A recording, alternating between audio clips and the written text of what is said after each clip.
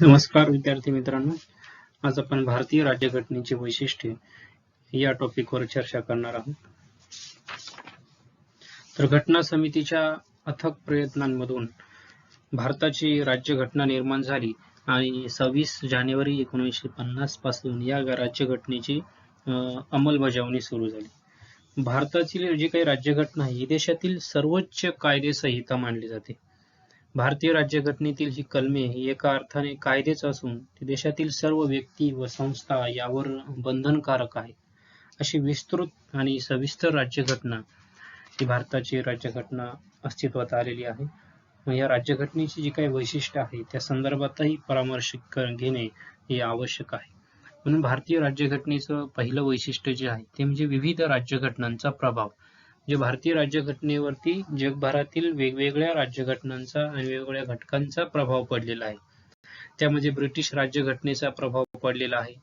British राज्यघटनेकडून आपण संसदीय लोकशाही, कायद्याचे राज्य, कायदा निर्मितीची प्रक्रिया, संसदेचे सार्वभौमत्व ह्या ज्या काही भारतीय राज्यघटनेतील बाबी आहे ह्या आपण ब्रिटिश राज्यघटनेकडून घेतलेल्या आहे. त्या राज्यघटनेचाही प्रभाव पडलेला आहे. अमेरिकेच्या राज्यघटनेकडून आपण मूलभूत हक्क, न्यायालयीन पुनर्विलोकन, महाभियोगाची प्रक्रिया या तरतुदी घेतलेल्या आहे. त्याचबरोबर कॅनडाची राज्यघटना, या कॅनडाच्या राज्यघटनेकडून आपण प्रबळ केंद्र सत्ता असलेलं राज्य, त्याचबरोबर आयर्लंडची राज्यघटना, या आयर्लंडच्या राज्यघटनेकडून आपण मार्गदर्शक तत्वे घेतलेली आहे. त्यानंतर ऑस्ट्रेलियाची राज्यघटना, जर्मनीची राज्यघटना, त्याचबरोबर 1935चा जो काही कायदा होता त्या कायद्याच्या माध्यमात त्या कायद्याच्या काही तरतुदींचा सुद्धा प्रभाव भारतीय राज्यघटनेवरती पडलेला आहे. अशा पद्धतीने वेगवेगळ्या राज्यघटनांचा, वेगवेगळ्या देशातील राज्यघटनांचा प्रभाव हा भारतीय राज्यघटनेवरती पडलेला आहे. म्हणून हे भारताच्या राज्यघटनेचे हे पहिलं वैशिष्ट्य आहे. त्यानंतर दुसरं वैशिष्ट्य आहे ते म्हणजे लिखित व विस्तृत स्वरूपाची राज्यघटना. भारतीय राज्यघटना ही लिखित स्वरूपाची आहे. इंग्लंड प्रमाणे ती प्रथा आणि परंपरा या आधारावरती नाही. भारतीय राज्यघटनेतील प्रत्येक कलम जे आहे, प्रत्येक तरतूद आहे ती लिखित स्वरूपाची आहे. भारतीय राज्यघटनेच्या निर्मितीच्या वेळेस 22 विभाग आणि 395 कलमे व 8 अनुसूच्या इतकी विस्तृत स्वरूपाची कलमे त्यामध्ये होतात. म्हणून भारताची राज्यघटना ही जगातील सर्वात विस्तृत व मोठी राज्यघटना ही मानली जाते. भारतीय राज्यघटनेतील प्रत्येक तरतुदीचे तपशीलवारपणे स्पष्टीकरण केलेले आहे. त्यानंतर लवचिक व परिदृढ राज्यघटना. भारताच्या राज्यघटनेचे वैशिष्ट्य म्हणजे ती राज्यघटने लवचिक व परिदृढ अशा दोन्ही स्वरूपाची आहे. बदलत्या परिस्थितीनुसार राज्यघटनेमध्ये काही बदल करता यावा यासाठी कलम 368 नुसार घटना दुरुस्तीची पद्धती देण्यात आलेली आहे. त्याचा वापर करून संसद घटनेत आवश्यक ते बदल करू शकते. या अर्थाने भारताची राज्यघटना लवचिक स्वरूपाची आहे. मात्र घटनेची सर्वोच्चता टिकून राहावी यासाठी घटनेतील काही महत्वाच्या भागामध्ये सहजासहजी दुरुस्ती करता येत नाही. त्यासाठी संसदेस निम्म्याहून अधिक घटक राज्यांच्या विधानसभांची मान्यता लागते. म्हणजे संसद राज्यघटनेच्या महत्वाच्या भागामध्ये सहजासहजी दुरुस्ती करू शकत नाही. म्हणून या अर्थाने भारतीय राज्यघटना ही परिदृढ स्वरूपाची आहे. त्यानंतर मूलभूत हक्क. भारतीय राज्यघटनेचे सगळ्यात महत्वाचे वैशिष्ट्य म्हणजे भारतीय राज्यघटनेने भारतातील प्रत्येक व्यक्तीला मूलभूत हक्क दिलेले आहेत. भारतीय राज्यघटनेतील 3ऱ्या प्रकरणामध्ये कलम 12 ते 35 नुसार मूलभूत हक्कांची तरतूद करण्यात आलेली आहे. भारतीय राज्यघटनेद्वारे भारतीय नागरिकांना समानतेचा हक्क, स्वातंत्र्याचा हक्क, शोषणाविरुद्धचा हक्क, धार्मिक स्वातंत्र्याचा हक्क, सांस्कृतिक व शैक्षणिक हक्क अशा वेगवेगळ्या प्रकारचे मूलभूत हक्क देण्यात आलेले आहेत. घटनेद्वारे मालमत्तेचा हक्क देखील देण्यात आला होता. मात्र तो 1978 मध्ये 44व्या घटना दुरुस्तीने मूलभूत हक्कांच्या यादीतून तो हक्क वगळण्यात आलेला आहे. त्याचबरोबर भारतीय व्यक्तींच्या मूलभूत हक्कांवरती आक्रमण झाल्यास ती व्यक्ती कलम 32 नुसार न्यायालयामध्ये दाद सुद्धा मागू शकते. त्याचबरोबर मार्गदर्शक तत्वे हे एक वैशिष्ट्य आहे. भारतीय राज्यघटनेच्या 4थ्या विभागातील कलम 36 ते 51 अंतर्गत राज्याच्या धोरणाची मार्गदर्शक तत्वे देण्यात आलेली आहेत. ही मार्गदर्शक तत्वे आर्थिक, राजकीय, सामाजिक व आंतरराष्ट्रीय स्वरूपाची आहे. भारतीय राज्यव्यवस्थेने राज्यकारभार करताना कोणत्या तत्वांचे पालन करावे याचे मार्गदर्शन ही तत्वे करत असतात. सामाजिक व आर्थिक लोकशाही प्रस्थापित करणे हे राज्याचे उद्दिष्ट असावे.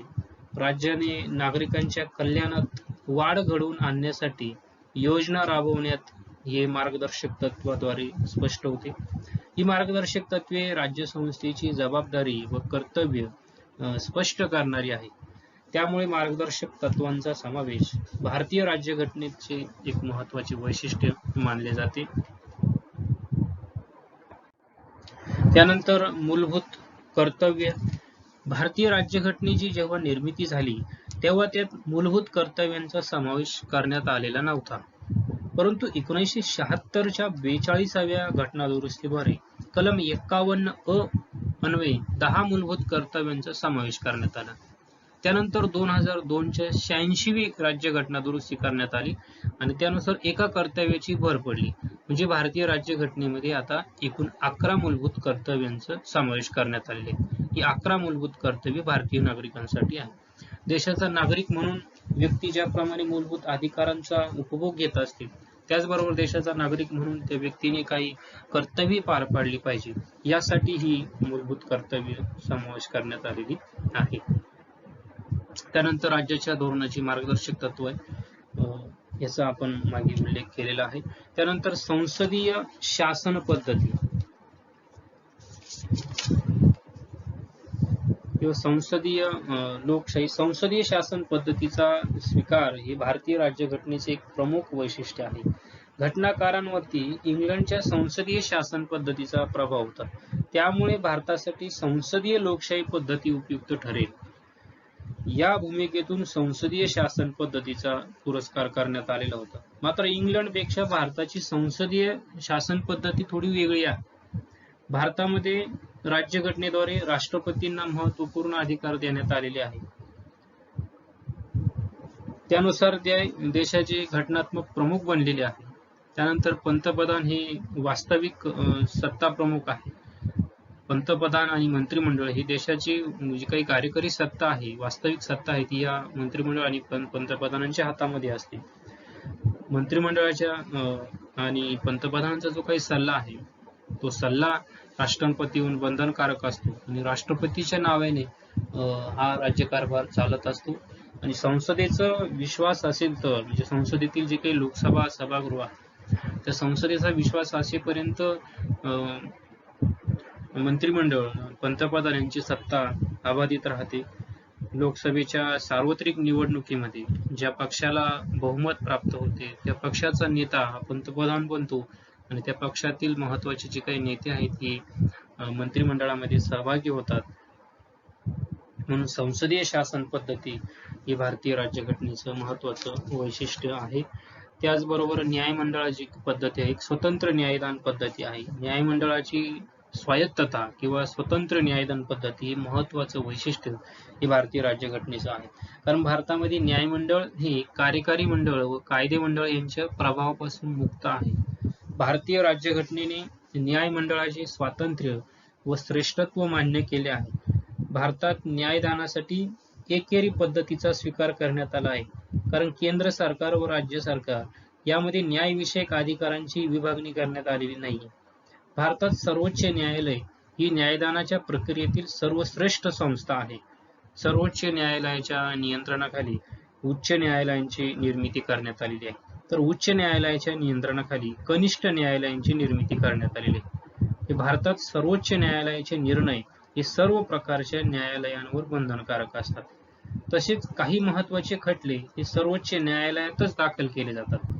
उच्च न्यायालयाने दिलेल्या निर्णयावर पुनर्निर्णय देण्याचा अधिकार सर्वोच्च न्यायालयाला आहे. त्यानंतर प्रौढ मताधिकार हेही भारतीय राज्यघटनेचं महत्त्वाचं वैशिष्ट्य आहे. भारतीय राज्यघटनेद्वारे नागरिकांना प्रौढ मताधिकार देण्यात आलेला आहे. एक व्यक्ती एक मत या तत्वाद्वारे भारतातील सर्व स्त्री पुरुषांना हा प्रौढ मताधिकार देण्यात आलेला आहे. इतर देशांच्या लोकशाहीचा विचार करता ही भारतीय राज्यघटनेची प्रमुख वैशिष्ट्य मानावे लागेल. प्रौढ मताधिकाराद्वारे एक गुप्त मतदान पद्धतीने भारतातील लोक आपल्या लोकप्रतिनिधींची निवड करत असतात. सुरुवातीला 21 वर्ष पूर्ण असलेल्या प्रत्येक स्त्री पुरुषाला निवडणुकीस मत देण्याचा अधिकार होता, म्हणजे मताधिकार प्राप्त झालेला होता. परंतु 1989 मध्ये 61वी घटना दुरुस्ती करण्यात आली आणि ह्या 61व्या घटना दुरुस्तीच्या द्वारे 18 वर्ष पूर्ण असलेल्या प्रत्येक भारतीय स्त्री पुरुषांना निवडणुकीत मत देण्याचा अधिकार म्हणजेच मताधिकार हा प्राप्त झालेला आहे.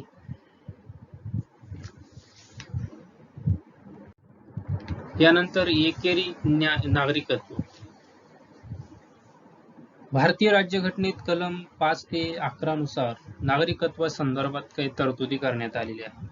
त्यानुसार राज्यघटनेने एकेरी नागरिकत्वाचा पुरस्कार केलेला आहे. अमेरिकेप्रमाणे भारतामध्ये दुहेरी नागरिकत्व येथील लोकांना देण्यात आलेले नाही. भारतातील व्यक्ती ही केवळ भारताचा नागरिक असते, ती घटक राज्याचा नागरिक नसते. घटक राज्यातील व्यक्ती, घटक राज्य सरकार जे आहेत ही व्यक्तींना नागरिकत्व बहाल करू शकत नाही. नागरिकत्व संदर्भात कायदे करण्याचा अधिकार हा संसदेला आहे. त्याचबरोबर एकच राज्यघटना आहे संपूर्ण भारतासाठी. घटक राज्यांची वेगळी राज्यघटना आणि केंद्र सरकारची वेगळी राज्यघटना अशा प्रकारचे वेगवेगळ्या स्वरूपाची तरतूद ही करण्यात आलेली नाही. संपूर्ण भारतासाठी एकच राज्यघटनेची तरतूद करण्यात आलेली आहे. त्यानंतर दुसरं आहे द्विगृही कायदेमंडळ. कायदेमंडळाची 2 सभागृहे असतील, एक वरिष्ठ सभागृह आणि एक कनिष्ठ सभागृह. असं एकूण कलम 79 मध्ये तरतूद करण्यात आली. त्यानुसार केंद्रीय कायदेमंडळामध्ये लोकसभा आणि राज्यसभा या 2 सभागृहांची तरतूद करण्यात आलेली आहे. लोकसभा हे कनिष्ठ सभागृह आहे. त्यामध्ये जनतेचे जे काही प्रतिनिधी आहेत ते प्रत्यक्षपणे सहभागी होत असतात. तर राज्यसभा हे वरिष्ठ सभागृह असतात आणि ते घटक राज्यांचं प्रतिनिधित्व करत असतात. त्यानंतर संघ राज्य पद्धत. भारतीय राज्यघटनेमध्ये संघराज्य हा शब्द प्रयोग आलेला नाहीये, परंतु राज्यघटनेच्या पहिल्या कलमातच असं म्हटलंय की भारत हा राज्यांचा संघ आहे अशी तरतूद आहे. मात्र संघराज्य प्रचलित जे संघराज्याची जे काही पद्धत आहे त्यानुसार तशी तरतूद करण्यात आलेली नाही. कारण भारतीय राज्यघटनेद्वारे केंद्र सरकार व राज्य सरकार यांच्यामध्ये अधिकारांची विभागणी करण्यात आलेली आहे. त्यामध्ये केंद्र सूची, राज्य सूची, समवर्ती सूची अशा पद्धतीची तरतूद विभागणी ही करण्यात आलेली आहे. याद्वारे केंद्र सरकार व राज्य सरकार यांच्यामध्ये अधिकार विभागणी झालेली आहे. केंद्र सरकार व राज्य सरकार यांचे कायदेविषयक अधिकार, प्रशासकीय अधिकार, आर्थिक अधिकार हे वेगवेगळे आहे. म्हणून संघ राज्य पद्धती हे महत्वाचं वैशिष्ट्य भारतीय राज्यघटनेचं आहे. त्यानंतर भारतीय राज्यघटना ही जन सार्वभौमत्वावरती आधारित आहे. म्हणजे भारतीय राज्यघटना ही जन सार्वभौम तत्वावर आधारित आहे. कारण भारतीय जनता हा राज्यघटनेचा खरा उगम स्रोत आहे. त्यामुळे भारतीय जनतेचे शासन कारभारावरती नियंत्रण असावे या संदर्भात ज्या काही तरतुदी आहेत त्या राज्यघटनेमध्ये करण्यात आलेल्या आहेत. भारतीय नागरिकांना प्रौढ मताधिकार देण्यात आलेला आहे. त्याद्वारे ते आपले प्रतिनिधी स्वतः निवडू शकतात. म्हणजे जनतेने निवडून दिलेल्या प्रतिनिधींच्या माध्यमातूनच शासन कारभार चालतो. या अर्थाने भारतीय राज्यघटनेत जनतेच्या सार्वभौमत्वास महत्व देण्यात आलेले आहे. भारताच्या राज्यघटनेचा जो काही सरनामा आहे त्यामध्ये सुरुवातीला आम्ही भारतीय जनता या तत्वाचं या वाक्यापासूनच त्याची सुरुवात करण्यात आलेली आहे. भारतीय राज्यघटना ही जन सार्वभौमत्वावर आधारित आहे अशा पद्धतीचे तरतूद आहे. त्यानंतर जे काही अल्पसंख्याक समुदाय असेल, मागासवर्गीय समुदाय असेल त्यांनाही काही सवलती देण्यात आलेल्या आहेत. काही त्या संदर्भात तरतुदी करण्यात आलेल्या आहेत. अल्पसंख्याक आयोगाची नेमणूक करण्याची तरतूद आहे. तसेच लोकसभेमध्ये व राज्य विधानसभांमध्ये सुद्धा अनुसूचित जाती, अनुसूचित जमातींसाठी काही राखीव जागांची तरतूद करण्यात आलेली आहे. शासकीय नोकऱ्यांमध्ये देखील या मागास समूहांना राखीव जागेची तरतूद आहे. तसेच राष्ट्रपती या समूहांच्या स्थितीची चौकशी करण्यासाठी आयोगही स्थापन करू शकतात. भारतामध्ये सामाजिक न्याय प्रस्थापित करण्याच्या दृष्टीने या तरतुदी करण्यात आलेल्या आहेत. त्यामुळे हे राज्यघटनेचं महत्त्वाचं वैशिष्ट्य म्हणावे लागेल. अशा पद्धतीने भारतीय राज्यघटनेच्या वैशिष्ट्यांचा आपण सविस्तर आढावा घेतलेला आहे. धन्यवाद.